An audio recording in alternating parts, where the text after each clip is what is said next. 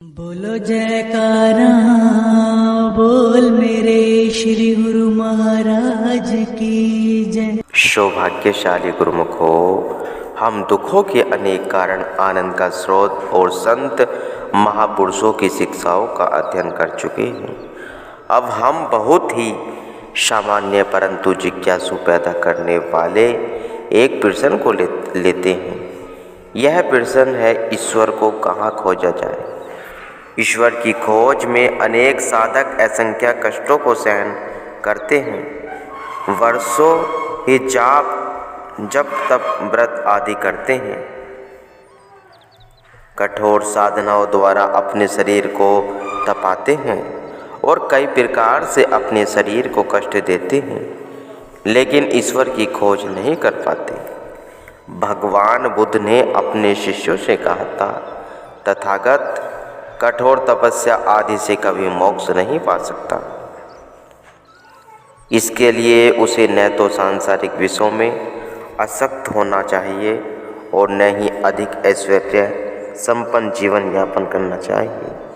उन्होंने यह भी कहा था कि विषयों में आसक्त रहने वाला मनुष्य अपनी इच्छाओं का दास है और इनमें सुख को ढूंढना निरर्थक एवं असंगत है। यह सही है कि जीवन को चलाने के लिए उसकी आवश्यकताओं की पूर्ति अवश्य होनी चाहिए।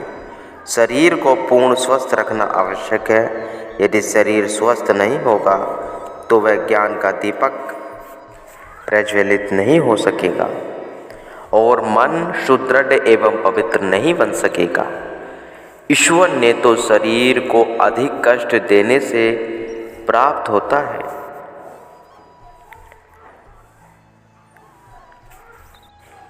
ईश्वर ने तो शरीर को अधिक कष्ट देने से प्राप्त और न ही विषयों में अत्यधिक आसक्त से प्राप्त होता है।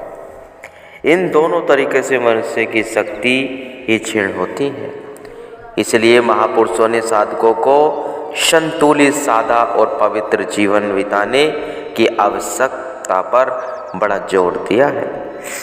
उन्होंने शरीर को कष्ट देना अथवा ऐश्वर्य में जीवन यापन करना, इन दोनों तरीकों का समर्थन नहीं किया गया, क्योंकि यह दोनों साधन मनुष्य को उसके लक्ष्य की ओर ले जाने वाले नहीं हैं।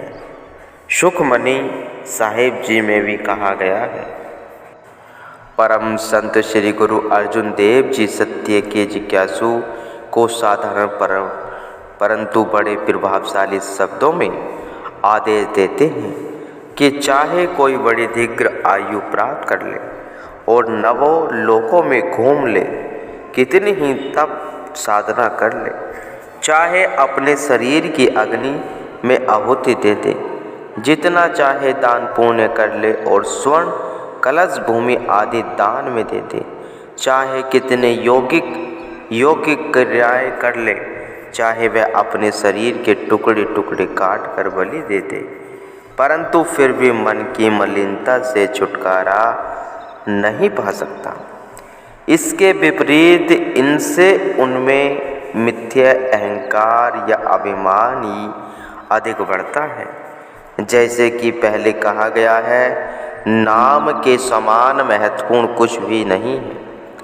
इसलिए हे साधक, सद्गुरु से दीक्षा लेकर और निरंतर नाम का अभ्यास करके तुम अपने लक्ष्य को प्राप्त करो। संत महापुरुषों ने इस मानव देह को नर नारायण देह कहा है। इसमें आत्मा का निवास है, इसलिए इसे अच्छी तरह रखना चाहिए, न कि इसे कष्ट देकर क्षीण करना चाहिए। क्या कोई यह चाहता है कि जिस घर में वह रहता है उसे वह गिरा दे या नष्ट कर दे? यदि नहीं तो फिर ईश्वर इस मानव देही रूपी घर की दुर्दशा और नाश क्यों चाहेगा, जिसमें उसका अपना निवास है? यदि मन विषय वासनाओं से भरा हुआ है तो ठंडे पानी में खड़े रहने या पवित्र नदियों में डुबकी लगाने से मुक्ति प्राप्त नहीं की जा सकती। परम संत कबीर साहिब जी कहते हैं, जल के मजने जे गति होवे नित नित मेंढुक ना नावेही।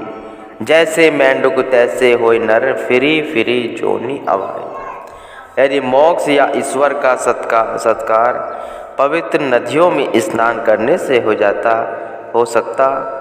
होता तो मेंढक जो हमेशा पानी में ही रहते हैं वे अवश्य ही जीवन के असली उद्देश्य मोक्ष को पा लेते, परंतु वास्तव में ऐसा होता नहीं। वे तो अपने संस्कारों के अनुसार बार बार जन्म लेते हैं। पूर्ण महापुरुष अपने अनुभव के आधार पर सरल सुबोध और यथार्थ उपदेश देते हैं और उनके यह उपदेश विद्यापक अर्थात सभी के लिए हितकारी होते हैं। ऐसे महापुरुष बहुत विरले होते हैं। वे साधकों को आंतरिक मार्ग या आत्मा की आंतरिक यात्रा पर चलने के लिए प्रेरित करते हैं। इसे संत मत कहना अधिक उपयुक्त है। इस मत में संतुलन जीवन सूरत शब्द योग द्वारा अंतर की यात्रा और नाम अभ्यास पर अधिक बल दिया गया है।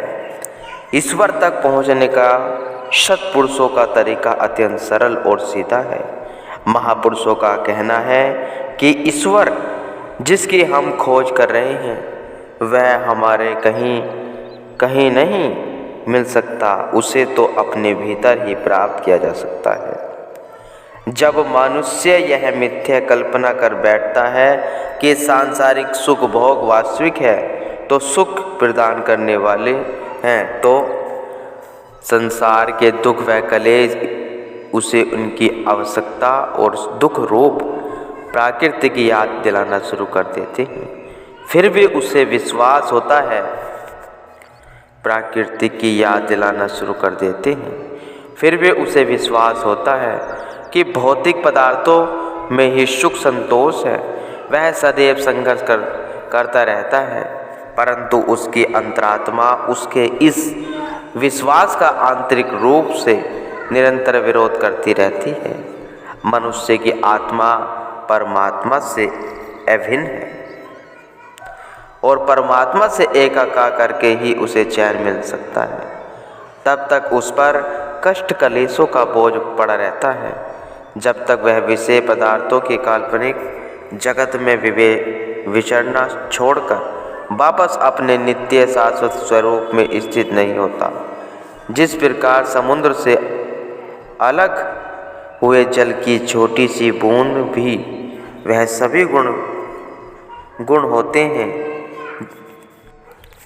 तब तक उस पर कष्ट कलेशों का बोझ पड़ा रहता है जब तक वह विषय पदार्थों की काल्पनिक जगत में विचरना छोड़कर वापस अपने नित्य शाश्वत स्वरूप में स्थित नहीं होता।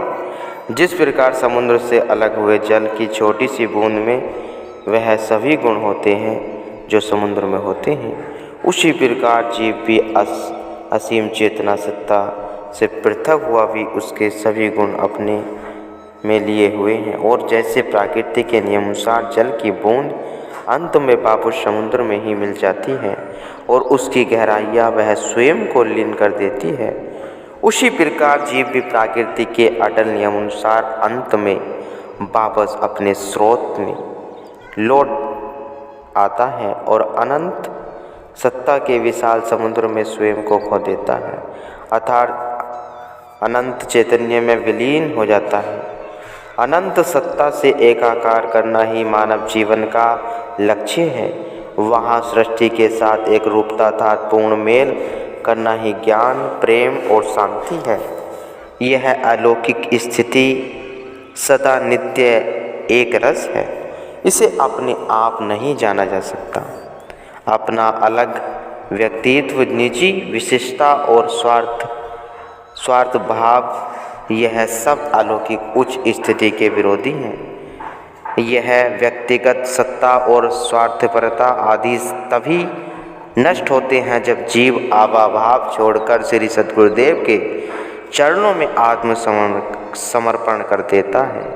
तब जीव अपने शाश्वत अनंत और अलौकिक धाम को प्राप्त करता है। मनुष्य शरीर को अमर नहीं बना सकता,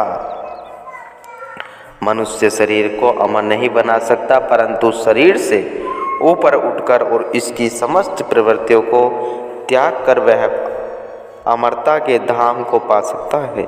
केवल ईश्वर ही अमर है और केवल परम चैतन्य ईश्वरीय सत्ता का सत्कार करके ही जीव अमर हो जाता है।